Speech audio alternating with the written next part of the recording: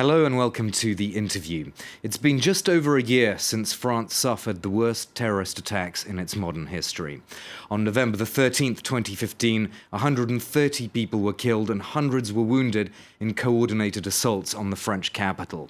They were not, of course, the first attacks that year. A few months earlier, jihadists annihilated the newsroom of satirical magazine Charlie Hebdo. After that event, the socialist government said it would look at the social context in which young men become radicalised. But the tone changed last November. We must be merciless with French citizens who murder other French citizens, declared President François Hollande. But has the security response brought us any closer to a long-term solution, or has it taken us away from that goal? Well, that's one of the key points, in fact, that I'm going to be discussing today with one of France's most distinguished experts on jihad, the sociologist Farhad Khosrokhavar. Good morning and welcome to you. Of course, you're the author of numerous books. The latest one that's been published is Prisons of France, which is a mammoth 700-page survey of patterns of behavior among inmates in French prisons. There we have it in our plasma screen there.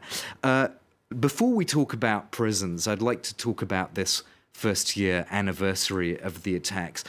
Do you think that enough has been done to look at the causes of this homegrown jihadists, or has it just been purely a security response? We can distinguish between what might be called, the short-term causes and long-term causes. The short-term ones have been dealt with as well as possible. I mean, there was a pool of guys, who went to Syria, became radicalized, and then learned how to manipulate explosives, weapons, arms, and so on, and came back and killed lots of people. And I think most of them have been neutralized, either, arrested or killed or just, put in jail. So there's the short-term cause. And my guess is that most of those people who were of French or Belgian citizenship and who were radicalized in Syria are nowadays, unable to do anything as strong as what happened, in November the 13th. But the long-term causes are there. One of the major long-term causes, we find in prison, we find in the poor suburbs and so on, is the dire situation in the poor suburbs in France. And not only in France, in many European countries, disaffected youth, in segregated districts and so on. In France, it's stronger than elsewhere.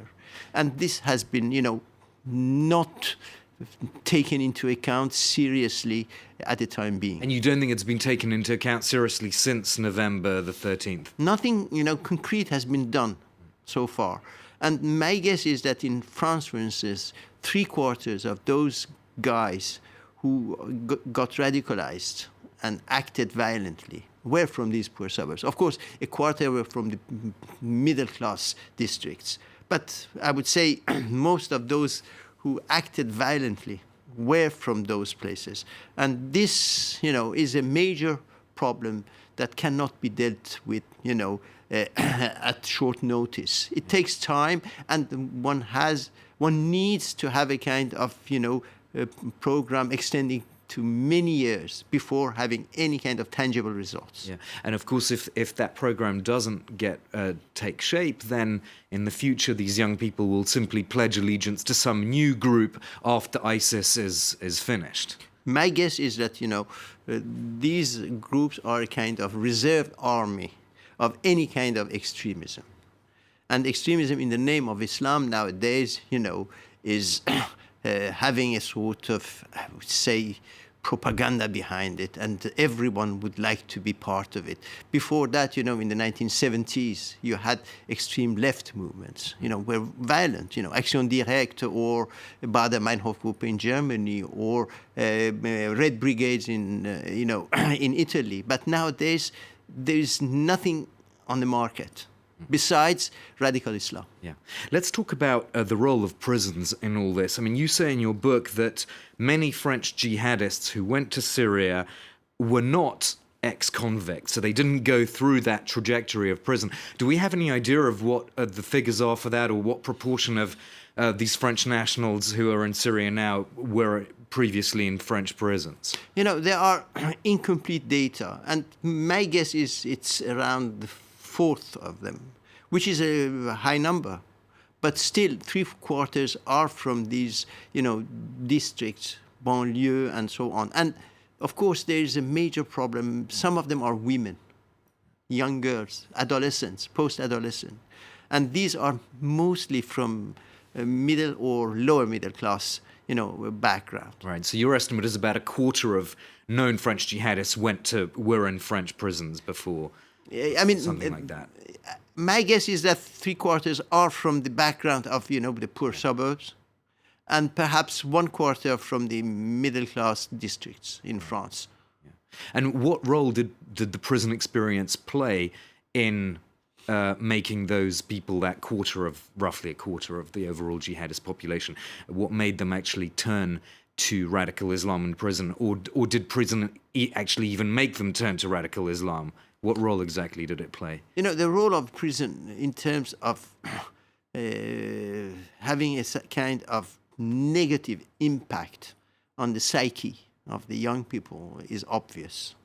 They get into prison as small burglars and thieves, and then they become very, very important ones, becoming kind of mafia or Qaid, as they call them in French, heads of groups and networks. So, and then they become multi-recidivists. So that the role, prison in a way increases the negative sides of this type of action. And my guess is that in terms of radicalization as well, those who get there, are influenced by some other charismatic guys, and even if they are not, some of them have mental problems. They can be easily, influenced by some psychopaths who are themselves, who identify themselves with radical Islam. So at any time, the prison population has a certain number of these charismatic Islamist leaders who have the freedom within the prison environment to influence these young people. Yeah, but they have been separated, or at least there has been, an attempt at separating them in 2014. And now they have a new plan, to get them segregated from the others. But still, prison, is a place where your anger towards society can turn easily into a kind of ideological, credo. Does that mean that the French authorities have just, put up their hands and say, we're not going to get involved in this? You prisoners, you decide your own relationships. We're not going to intervene in those we're not going to micromanage anything. It's very difficult to micromanage that because, in short-term prisons, you have, let's say, one guard for around 100 prisoners, and they have no time to do so. So what they do is just look, and if they find that some people, are growing their beard or becoming, in a way, fundamentalist and so on, notice that and then hand it over to the authorities. There is, up to now at least, no serious attempt at identifying the radicalized people otherwise than, choosing the fundamentalist ones. And that is one of the flaws of the European system, because the radicalized people nowadays in prison hide it. They don't show it anymore. So those people who grow their beard or become fundamentalists or try to proselytize, are not necessarily those who get radicalized. Farhad, obviously this is a huge question, but how would a sort of fundamental overhaul of that system, what would it look like? What would it take for, wardens or other figures of authority to change this dynamic, both in terms of identifying the radical leaders, but also those who are mentally fragile? That's a huge problem. And my guess is that the French or the Europeans won't tackle that problem, at least in the immediate future, because That means, mobilization of lots of resources. And this is, according to the, economic situation in most of the European countries, almost impossible. What they do is just, try to neutralize those who might influence the others, but not change the entire situation in the prisons, because that would need a kind of overhaul, and that's not obviously possible in short term. It goes back to what we were saying earlier in the discussion of fundamental changes are required in the suburbs of France as well. You're saying that, in a way, that kind of work needs to be done in prison as well, but it's not the kind of measures that are going to sit well for presidential candidates in this country. Presidential candidates want to be elected. And then we are in a period where, they make promises. And these promises do not include that sort of thing, because the situation in the poor suburbs, there are around 200 in France, that are dangerous, where you have high level of unemployment and, I would say deviant people and so on. So to tackle that, you need a kind of major overhaul. And none of those candidates, have been able or even willing to propose any solution to that. So they are going to tackle that, on the spot. We'll have to end it on that sobering and slightly pessimistic note, but thank you so much, Farhad Khosrokhavar, for being my guest today. Of course, a noted French sociologist and author of Prisons of France, among many other books. Don't go away, more news coming up shortly here on France 24. Thank you very much.